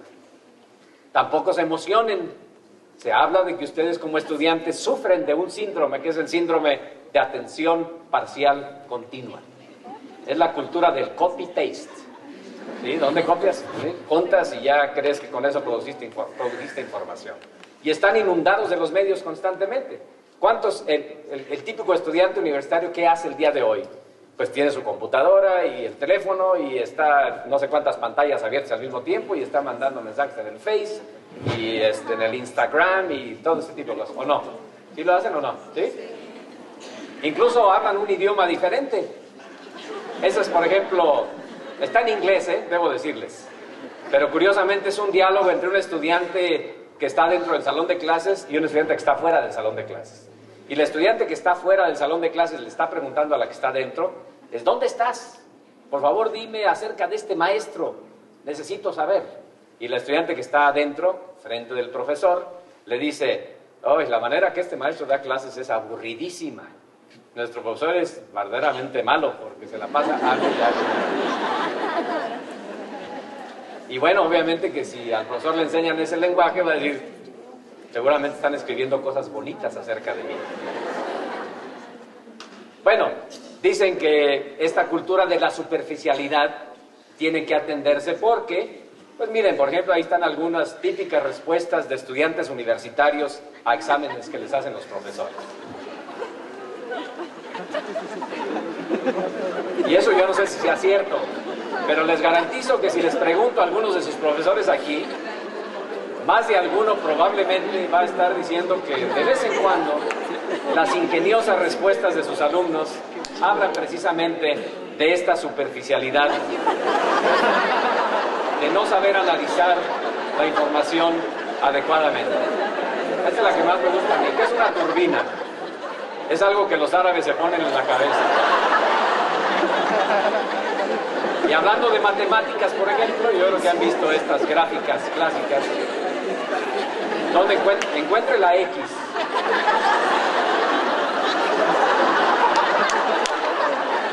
Esa es la mejor de todas. Favor de expandir esta expresión. Entonces, la maestra le pone una pequeña anotación al alumno diciendo, qué chistosito, Peter. Bueno, miren, la sociedad en la que ustedes van a vivir va a ser una sociedad en cada vez más constante movimiento. Hoy se estima que hay casi 180 millones de personas en el mundo, como yo, por ejemplo, que nacieron en un lugar y que viven en otro lugar, que trabajan en otro lugar. Y esto es algo que también va a seguir creciendo muchísimo. Hay una gráfica que no incluí aquí, pero que ustedes hacen la proyección a futuro y van a ver que precisamente va a haber una creciente migración de personas de manera permanente o de manera periódica. Incluso a nivel de los estudiantes, se estima que a nivel mundial hay una cada vez mayor cantidad de estudiantes que como parte de su formación están buscando tener la oportunidad de contar con una experiencia internacional. La mayoría de los análisis inclusive estiman que esta cifra va a crecer muchísimo más en los próximos años. Ya lo decía Kipling hace algunos años, la mejor manera de entender a otro país es olerlo, es sentir sus olores, y esto no lo puede sustituir ni siquiera la tecnología. Y obviamente que en México tenemos una gran tarea por hacer en ese sentido. Tenemos que brindar más y mejores oportunidades para que los estudiantes puedan tener una experiencia internacional. Mire, por ejemplo, aquí la contribución de ciertos países a la movilidad internacional y como en el caso mexicano, pues tenemos un buen camino por recorrer porque la cantidad de estudiantes mexicanos que están teniendo oportunidades para el extranjero es relativamente pequeña.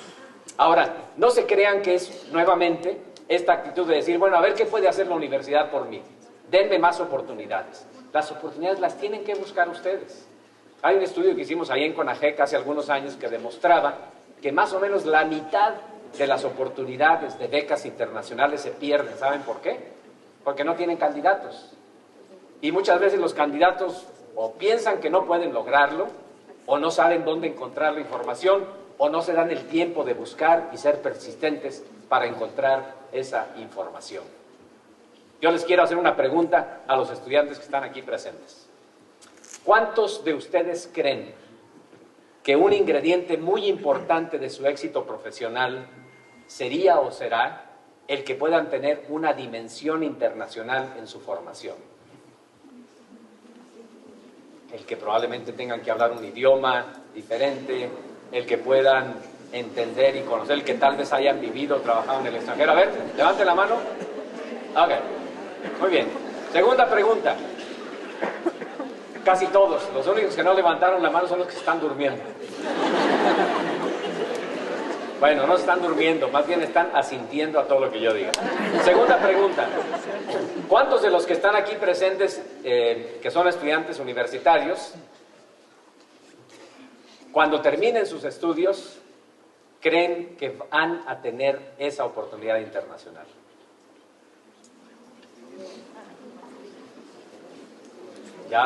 Ya se me perdieron muchos, ¿no? Así que hay una interesante disonancia entre sus expectativas. En otras palabras, yo creo que a ustedes les queda muy claro que un ingrediente fundamental para el éxito profesional va a ser precisamente el tener esta formación y también el reconocimiento de que probablemente, por lo que sea, la oportunidad no se va a dar. Nuevamente, crean en sus sueños. Es posible en la medida que ustedes lo quieran hacer. Para el 2025 va a haber una brutal presión por el talento a nivel mundial. Y eso no quiere decir que las oportunidades van a estar en otros países, ciertamente lo van a estar, pero aunque no lo crean, la presión por el talento no nada más va a estar en el extranjero, también va a estar en casa. Y esto hoy lo estamos viviendo ya. Miren, yo cada vez que tengo la fortuna de venir a San Luis Potosí, en el avión veo que la mayoría de los pasajeros que vienen en el avión a veces son extranjeros, que vienen a hacer negocios o que vienen a trabajar en la zona industrial de San Luis Potosí. Ayer en la noche justo una persona con la que me tocó conversar me decía que venía de Nueva Zelanda, que su principal plaza del trabajo de esta compañía es en San Luis Potosí, una compañía que se dedica a componentes electrónicos y por supuesto que cuando no encuentran el talento aquí, simple y sencillamente ¿qué hacen? Lo traen de donde llegue. Entonces, la competencia por el talento no va a estar nada más fuera. La competencia por el talento va a estar aquí en casa. Y obviamente que si el talento local no logra aportar eso, lo van a traer de donde sea. Entonces, naturalmente que ustedes tienen que entender que en este contexto competitivo en el que van a vivir, más vale que hagan una formación seria. La importancia de los idiomas es fundamental. Y en México, desafortunadamente, no hemos logrado dar un brinco cuántico en ese sentido. Como que seguimos, en el caso de los idiomas, aprendemos muchísimo tiempo inglés, ¿no? ¿Cuántos años estudian ustedes inglés en la secundaria y luego la prepa y la universidad? Y luego nunca salimos del pollito, chicken, gallina, hen, ¿verdad? Y siempre nos enseñan que el I am, you are, he, it is, y ahí nos quedamos, ¿no? Miren, para el futuro, los 10 idiomas que más se hablan es el mandarín, el inglés, el hindi, el español, por cierto, ahí está. Pero para el 2050, ciertamente el español va a ser importante, pero va a haber otros idiomas que también va a ser importantísimos. Y el lenguaje de los negocios, nos guste o no nos guste, hoy en día es precisamente el inglés. Hoy en China hay más personas que hablan inglés que en todos los Estados Unidos, por ejemplo. Lo hablan medio curiosón, medio en chino, pero bueno, lo hablan, ¿no?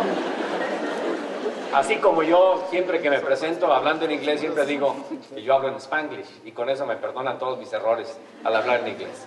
Y bueno, el futuro es tan complejo que incluso, por ejemplo, en Estados Unidos, aquí esa caricatura se me hace muy simpática, ¿no? El tío Sam que le pregunta a la pitonisa, ¿me puede decir cuál va a ser mi futuro? Y dice, pues no puedo leerlo porque no hablo español, ¿verdad?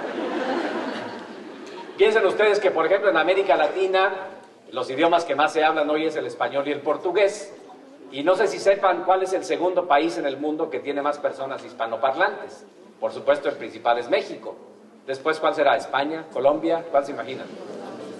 Es Estados Unidos, es el segundo país de mayor cantidad de hispanoparlantes. Pero esto no debe ser un motivo de complacencia, decir, bueno, pues al cabo, cada vez más personas en el mundo van a hablar español, ¿para qué me preocupo de hablar otro idioma? Por supuesto que no. Y México tiene un buen camino por recorrer. Y esto se los digo porque yo sé que en la Universidad de San Luis Potosí se han hecho esfuerzos significativos para hacer disponible el tema del segundo idioma. Y ustedes podrán decir que no sirve, que sí sirve, que se complica con el horario, que al cabo las calificaciones no cuentan, y en fin, le estoy hablando de otra universidad, por supuesto, ¿verdad? Pero flaco favor le hacen a su futuro no dándole importancia al aprendizaje de los idiomas, porque eso va a ser una herramienta fundamental para el éxito de ustedes. En el caso mío, por ejemplo, yo aprendí a hablar inglés hasta que tenía 30 años. Y si hubiese aprendido antes, probablemente hubiese podido identificar otras oportunidades para mí en la vida. Y lo aprendí y realmente nunca lo aprendí bien. Hoy en día por eso les digo que yo hablo Spanglish. Y bueno, me doy cuenta que tengo deficiencias y no me importa mucho, porque si lo hacen de manera así medio simpaticona, la gente al final de cuentas se los perdona. Pero, por supuesto, que la única manera que tienen de pensar en otro idioma y entender la lógica de cómo funcionan las personas en otro idioma es que lo hablen. Y esa es una enorme limitación que todavía tienen tiempo de resolverla. El mundo en el que van a vivir ustedes va a ser un mundo muy diverso. Ya lo es. Hoy en día tiene una enorme diversidad el mundo. Y esa diversidad es una diversidad que se tiene que celebrar más que se tiene que mediatizar. Hay estudios que hablan de que hay más de 5,000 grupos étnicos en el mundo, pero solamente 190 países para ponerlos. Y eso explica, entre otras cosas, las tensiones que hay en un mundo cada vez más global, pero al mismo tiempo cada vez más tribal. Y obviamente la falta de entendimiento de lo que piensan las otras personas hace que hagamos estereotipos de esas otras personas y que esas otras personas hagan estereotipos acerca de nosotros. Los mexicanos, afortunadamente, no nos gusta hacer estereotipos de los demás, ¿verdad? Los mexicanos somos además muy incluyentes, no discriminamos, ¿verdad? Los que discriminan son allá los gringos, ¿no? Son los racistas. Nosotros no lo somos, ¿verdad? Miren, en el 2005 se hizo en México la primera encuesta nacional sobre discriminación. Y había preguntas tan sencillas como esta, por ejemplo, una que decía, ¿no permitiría que viviera en su casa una persona diferente? Y miren, la verdad es que los resultados fueron verdaderamente un shock. El 42% de las personas dijeron, yo no permitiría que un extranjero viviera en mi casa. El 48% no permitirían que un homosexual o un indígena, un 20%. Y obviamente que los mexicanos creemos que no discriminamos. Si yo les pregunto a ustedes, seguramente ustedes me dirán, yo no soy racista, yo no discrimino. Pero cuando le preguntan a la persona que es discriminada, la perspectiva es completamente diferente. La percepción de 9 de cada 10 indígenas es que son discriminados por ser indígenas. 9 de cada 10 mujeres, discapacitados, homosexuales y pertenecientes a minorías religiosas consideran ser discriminados por su condición. Así que hay un gran trabajo por hacer para generar sociedades más incluyentes que valoren más que limiten la diferencia. Y miren la importancia de la educación. En esta gráfica ustedes pueden ver los niveles de discriminación en función de la educación de las personas y afortunadamente la parte más pequeñita corresponde a personas que tienen estudios universitarios. O sea, entre más estudias, más posibilidades tienes de lograr entender la importancia de la diferencia y lo bonito y lo positivo de la diferencia. Pero mucho tienen que hacer ustedes para hacerse conscientes de precisamente ser los primeros en saber aceptar, celebrar la diferencia y evitar que otros hagan estereotipos acerca de los demás. Porque ese es el mundo en el que ustedes van a tener que vivir. La educación universitaria no es nada más sobre temas técnicos, sobre temas del conocimiento de su disciplina, es más allá de los conocimientos fríos. La universidad es una institución que forma a las personas desde el punto de vista humanístico y tenemos que hacer más esfuerzos para capitalizar y fortalecer eso. Tenemos que entender más que hay que formarnos en una perspectiva de la educación general y tenemos que entender más que la universidad nos ayuda a resolver, a tener mayores aptitudes, pero sobre todo debemos hacer más cosas para que logramos resolver el problema de las actitudes. Esto que yo les decía cuando los estudiantes mexicanos llegan por allá y que les decimos, deje el costal de los traumas y de los no se puede allá afuera, porque aquí usted puede demostrar que sí puede. Ya lo decía este experto cuando señalaba que si la universidad renuncia a su tarea formadora, corre el riesgo de crear bárbaros científicamente competentes. Yo espero que ustedes no sean bárbaros científicamente competentes, sino precisamente seres humanos integrales que se conviertan en un factor de desarrollo de su comunidad. Y el mundo en el que ustedes van a vivir va a ser complicadito. ¿Por qué? Porque va a haber una situación, hoy en día ya existe en México una situación de oferta neta excedente de egresados, lo que el secretario de Educación de México refería hace un par de días cuando hablaba de los profesionistas médicos que son taxistas, y así lo podemos hablar en muchos aspectos. Hay, diríamos, qué complicado es el asunto, ¿no? Somos muy poquitos los privilegiados con la educación superior y luego resulta que además hay una oferta neta excedente de egresados. Bonita cosa. Bueno, yo creo que el profesional exitoso del futuro, y ya con esto casi termino, aunque no lo crean, es aquel que entienda que el trabajo del futuro se va a basar en el principio del ajuste, en el principio, en el sentido de la capacidad que una persona tiene de combinar educación, intereses, habilidades, para convertirse en una especie de equipo unipersonal y multifuncional. El mundo ya no se divide entre especialistas y generalistas. El éxito de ustedes va a depender de la capacidad que tengan de ponerse truchas, de ajustarse, de creativamente desarrollar o modificar habilidades y conocimientos que ya tienen. Miren, estos son algunos nombres de profesiones y puestos del futuro. ¿Qué tiene que ver lo ciber con lo bibliotecario? ¿Qué tiene que ver el tema, la morosología? Imagínense, un especialista en andar cobrando deudas. El tecnoagricultor ecológico. Hace algunos días vi una simpaticona que era de una persona que se describía como etnoepidemiólogo musicólogo. Y yo decía, ah caray, no sé qué fumó esta persona.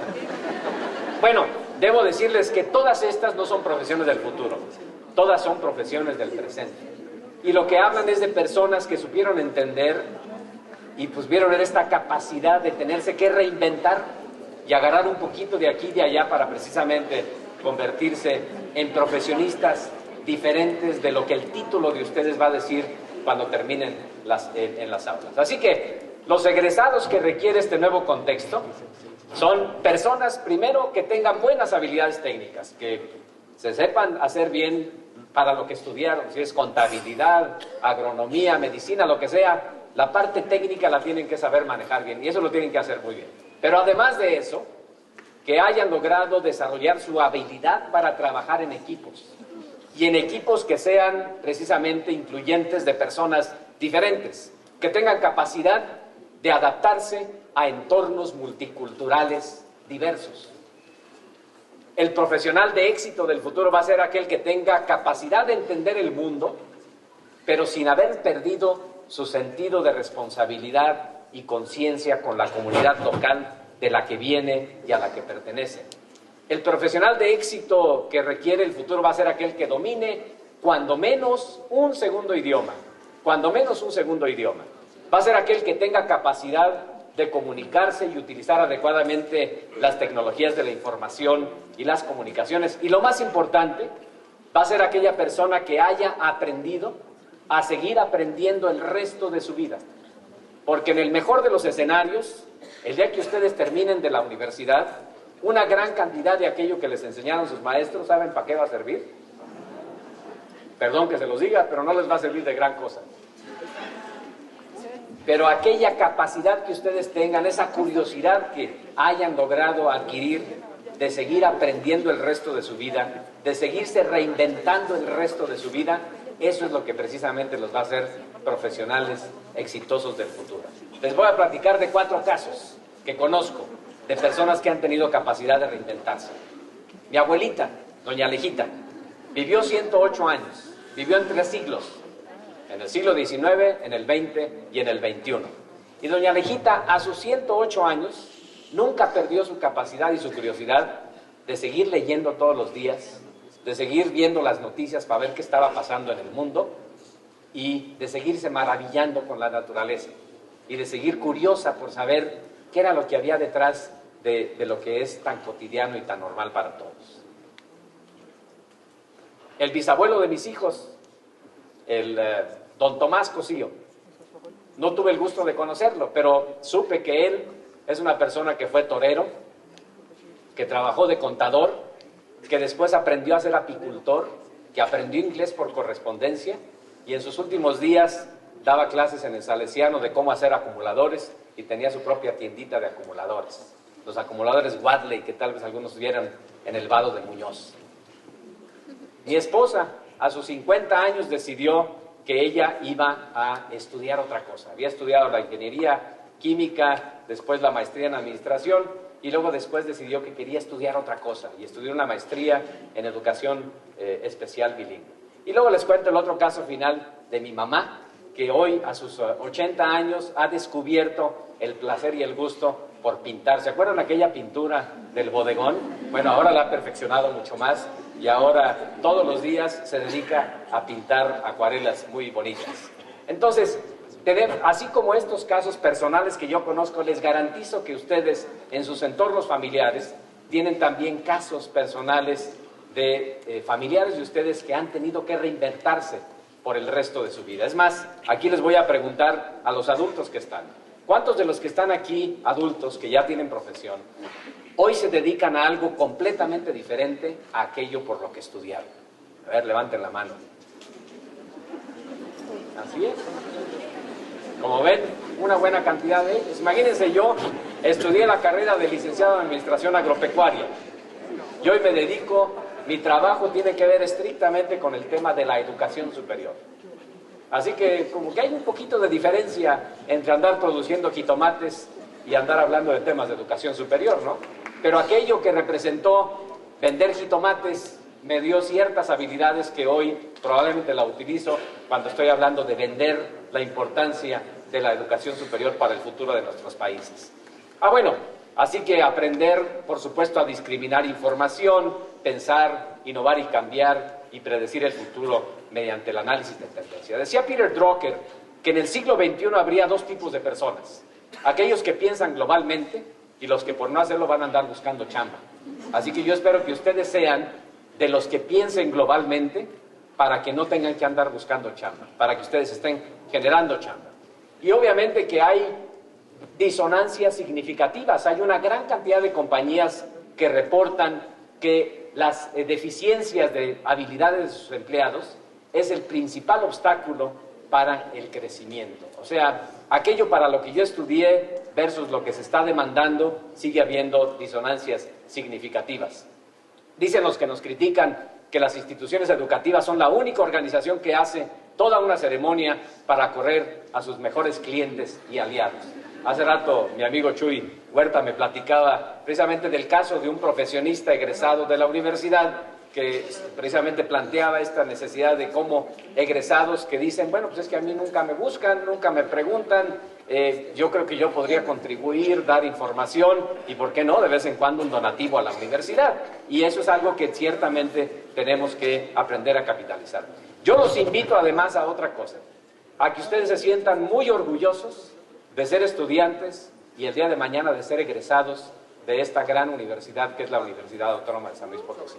Hay un profesor que alguna vez me dijo algo que a mí nunca se me olvidó, cuando él me decía, no esperes que sea la universidad la que te dé prestigio.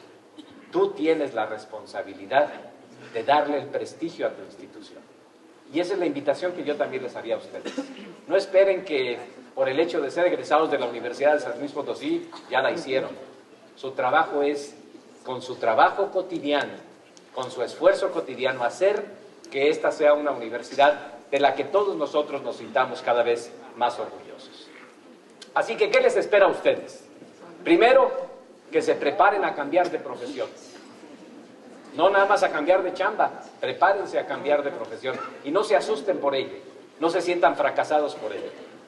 El mundo en el que ustedes van a vivir va a ser mucho más complejo, pero también va a ser más divertido. No saben qué envidia me da pensar que algún día me voy a tener que morir y que no voy a poder ver cosas interesantísimas que van a existir en el futuro y que a ustedes les va a tocar vivir y que a ustedes les va a tocar ser parte de eso. Prepárense para vivir en una realidad global muy competitiva, ferozmente competitiva, multicultural y también muy fascinante. No se olviden de los que no pudieron llegar, no se olviden de los que no pudieron tener el privilegio que ustedes están teniendo. Y no se esperen, el tren ya está en marcha. Si están ustedes esperando que al cabo, cuando terminen la carrera, me empiezo a preocupar de eso, flaco favor se están haciendo a su futuro. Así que yo los invito a que traten de verse muy dentro de ustedes mismos para ver qué es lo que están haciendo y qué es lo que están dejando de hacer para construir ese futuro que ustedes quieren. No hagan lo que muchos hacemos, que es expertos en el arte de la ambigüedad. Continuar haciendo las cosas como siempre, aunque esperando que haya diferentes resultados. Si lo hacemos así, probablemente la pintura que estamos haciendo del tren no nos permitirá ver que el tren, cuando llegue, nos va a aplastar. Así que hay que vernos como somos, no como nos gustaría vernos, ¿no? Debo decirles que no hay fórmulas mágicas. Lo que puede funcionar en un caso, puede ser que no sea la mejor solución en otros casos, ¿sí? Puede ser que las cosas que a mí me funcionaron no les vayan a funcionar a ustedes. Puede ser que lo que a ustedes les funcionó no me vayan a funcionar a mí. Pero precisamente hay que tomar en cuenta este aspecto. Y la pregunta final es, ¿cuándo hay que hacer algo? ¿Cuándo tengo que empezar a preocuparme por construir mi futuro? El futuro, no se les olvide que el futuro no se adivina. Tampoco el futuro se resuelve extrapolando variables matemáticas. El futuro se construye. El futuro no va a ser mañana, el futuro es hoy. Y la invitación que yo les hago a ustedes es a que piensen y reflexionen qué estoy haciendo hoy para tener un mejor futuro para mí, mi familia y mi país en los próximos años. Esa es la gran interrogante que yo quisiera que ustedes se llevaran con ustedes y que el día de mañana, sin ambigüedad, traten de atender. Miren, Albert Einstein lo dijo hace muchos años. Todos los imperios del futuro van a ser los imperios del conocimiento. Y solamente serán exitosos los pueblos que entiendan cómo generar conocimientos y cómo protegerlos. Cómo buscar a los jóvenes que tengan la capacidad para hacerlo y asegurarse que se queden. Los que no entiendan eso son países que se van a quedar con muchas cosas bonitas, pero probablemente sin el éxito que otros sí van a tener. Y hay otro pensador que dijo mucho antes, Charles Darwin, no son los más fuertes los que sobreviven, y ni siquiera los más inteligentes. Sobreviven los que se adaptan mejor a las cambiantes condiciones de su entorno. Y los dejo finalmente con una nota de Paul Valéry, que señaló alguna vez: lo que nos desconcierta de nuestros tiempos es que el futuro ya no es lo que solía ser. Muchísimas gracias por su paciencia.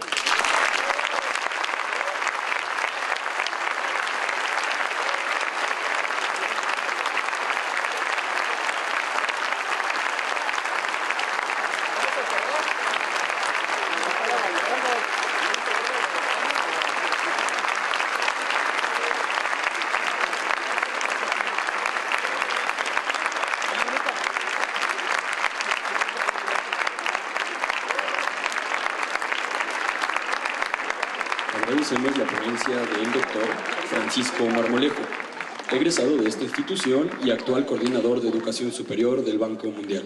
Muchas gracias. Me comenta el señor rector que si hay algunos de ustedes que tuvieran alguna pregunta, yo encantado de responder con alguna evasiva.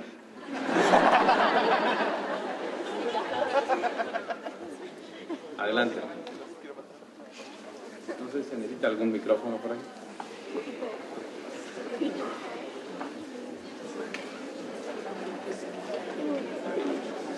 Si pueden pasar al frente, quien quiera hacer alguna pregunta. Bueno, primero que nada, felicidades, Paco, realmente la charla es muy estimulante. Yo suelo usar una frase con mis amigos y colegas que mencionan una palabra que tú dijiste, que tú por alguna razón no pudiste estudiar geografía. Igual le pasó a una de mis hijas que terminó la geografía lingüística, estudiando lingüística en la USLA.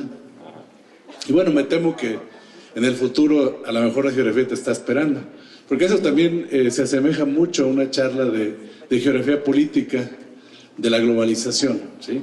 Y de cómo la educación puede jugar este rol, ¿no? Realmente me parece muy aleccionadora la charla y muy estimulante para nuestros jóvenes. Felicidades. Gracias. Muchas gracias, muy amable. Muchas gracias.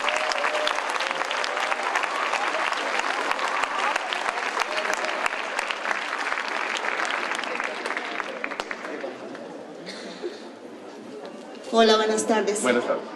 Yo soy de Ojuelos, Jalisco, y mi papá paisana. convive mucho con usted. Muy bien. Y usted y su familia fue un gran ejemplo para mi papá de que sí se puede. Y aquí estamos, mis hermanas y yo, somos egresadas de la universidad. Muy mi bien. hermana mayor es médico cirujano, mi otra hermana es bibliotecónoma y yo soy ingeniero químico. Y Muchas sobre todo, felicidades. muchísimas gracias por su ejemplo y su apoyo. Muchas gracias, muchas felicidades.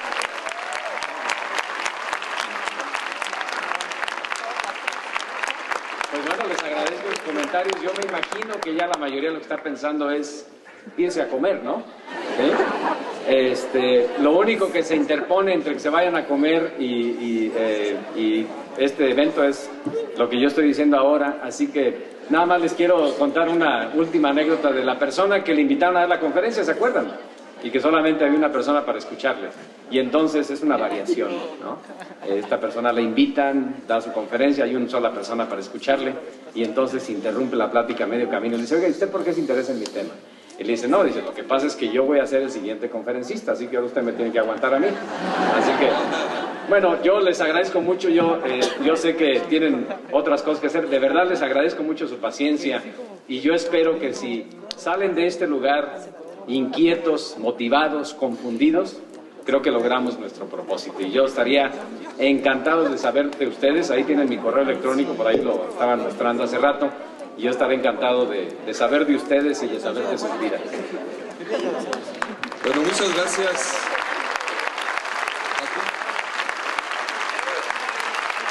Yo creo que las expectativas se cumplieron. El objetivo que les decía al inicio de la conferencia y lo que Paco nos explicó de cómo ha sido su vida, de cómo termina también con los mejores ejemplos que es su familia, de que han logrado ese cambio que nosotros queremos. Y comentarles que aquí están los directores, están muchos de los maestros de la universidad, y lo que queremos es que ustedes asuman ese reto. La pelota está en su cancha, como se dice vulgarmente. El futuro no es, como dice Paco, no es lejano, el futuro ya está aquí. Y yo quisiera que aprovecharan esa oportunidad que tienen de estar en nuestra universidad, de tener maestros, de querer ser alguien en la vida. Creo que el ejemplo que Paco nos dio el día de hoy, lo que nosotros como universitarios, profesores, queremos de ustedes es que asuman ese reto, que se pueda, y que se adapten a ese mundo que, como dice Paco, cada vez es más cambiante, más desafiante, pero que ustedes pueden hacerlo. Muchas gracias a todos por estar aquí, muchas gracias a Paco por esta brillante conferencia, y lo seguiremos invitando para que nos siga hablando de otras cosas que puedan ser de veras interesantes, importantes para el desarrollo de su vida, porque como lo dije al principio, el objetivo de la universidad son sus alumnos. ¿Y qué quiere la universidad? Que sus alumnos cada vez se ubiquen en su trabajo y que hagan lo que Paco comentó aquí, que se adapten a esos cambios que tiene el futuro. Muchas gracias a todos, y bueno, tenemos un reconocimiento chino que aquí lo va a leer lo que dice.